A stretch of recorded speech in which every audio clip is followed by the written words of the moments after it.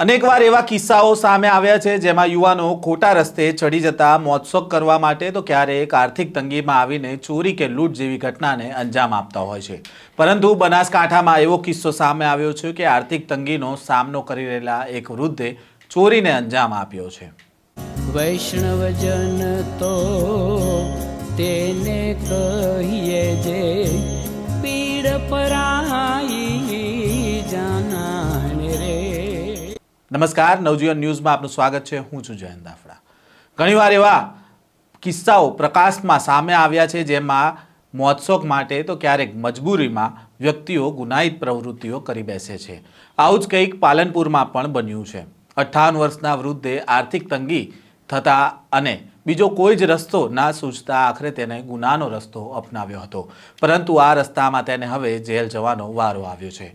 અંબિકાનગર નજીક અંદાજિત 10.19 લાખની બેગ સ્નેચિંગ કરનારા પાલનપુરના એક વૃદ્ધને પોલીસે ઝડપી લીધો છે અને તેની પાસેથી તમામ મુદ્દા માલને પણ કબજે કરી લેવામાં આવ્યા છે।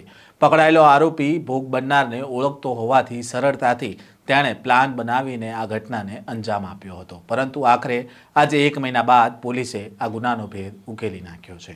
તારીખ 7/1/2024ના રોજ સાંજના આશરે 7 વાગ્યાની આસપાસ ઈદગાહ જે રોડ આવે છે ત્યાં નાની બજારની પાસે એક 67 વર્ષના વૃદ્ધ છે અશોકભાઈ શાહ, જેઓ પોતાના સોના ચાંદીનો વેપાર અને નાણાં ધીરધારનું કામ કરતા હોય એ પોતાનો ધંધોને પરવારી અને ત્યારબાદ જે છે એ પોતાના ઘરે જઈ રહ્યા હતા। તે દરમિયાન એક અજાણ્યા ઈસમ દ્વારા તેમની પાસેથી એ લૂંટ કરવામાં આવે છે, એમનો એ થેલો લઈ લેવામાં આવે છે અને ત્યારબાદ જે છે નાસી છૂટે છે। પોલીસને આ ઘટનાની સમગ્ર ઘટનાની જાણ થતાં તુરંત જ અમારા લોકલ એસડીપીઓ શ્રી તથા લોકલ પીએસસીની દ્વારા અલગ અલગ ટીમો બનાવી અને આ ઘટના માટે તાત્કાલિક જ કાર્યવાહી કરવામાં આવી। તમામ જગ્યાના હવે લોકોએ નાકાબંધી કરાવી અને પેક કરી દીધા હતા। એલસીબી અને એસઓજીની ટીમની દ્વારા પણ સીસીટીવી કેમેરાની તાત્કાલિક તપાસ કરવામાં આવી। 200થી વધારે સીસીટીવી તપાસના અંતે આરોપીને ગણતરીના કલાકોમાં જ પકડી લેવામાં આવ્યા છે અને સાથે સાથે એમના ગયેલા 11 લાખ રૂપિયા જેટલો મુદ્દામાલ સહિતની તમામ વસ્તુઓ રિકવર કરી અને એમને પરત કરવામાં આવેલી છે। સાથે સાથે જે આરોપી છે તેને પકડ કરવામાં આવી છે। આરોપી જે છે એને હાલમાં પોલીસે કસ્ટડીમાં લીધો છે અને ત્યારબાદ જે છે આગળ પોલીસ રિમાન્ડ લઈ અને તેમાં આગળની કાર્યવાહી કરવામાં આવશે। જી ના, જે આરોપીની ધરપકડ થઈ છે એનો કોઈ આગળ કોઈ ગુનાહિત ઇતિહાસ છે નહીં।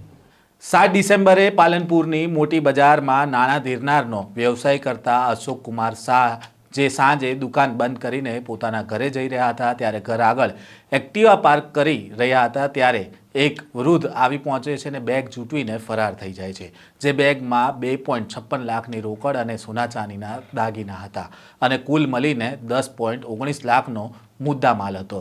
આ અંગે પૂર્વ પોલીસ મથકે ફરિયાદ નોંધાઈ છે અને બાદમાં પોલીસ અલગ અલગ ટીમો બનાવીને 200 જેટલા સીસીટીવી કેમેરા ચેક કરે છે અને આખરે પાલનપુરના નવા ડાયરા 7 સંચા વિસ્તારમાં રહેતા વૃદ્ધ શરીફ શેખને ઝડપી લેવામાં આવે છે।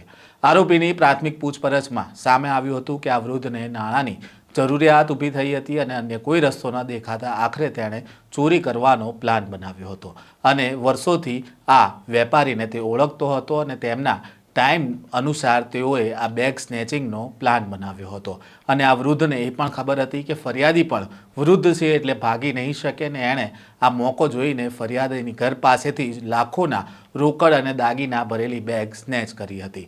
હાલમાં તો આ વૃદ્ધ પોલીસના હાથે ઝડપાઈ જતા જેલ જવાનો વારો આવ્યો છે। વધુ સમાચારો સાથે ફરી મળીશું, ત્યાં સુધી નવજીવન ન્યૂઝ સાથે જોડાયેલા રહેજો।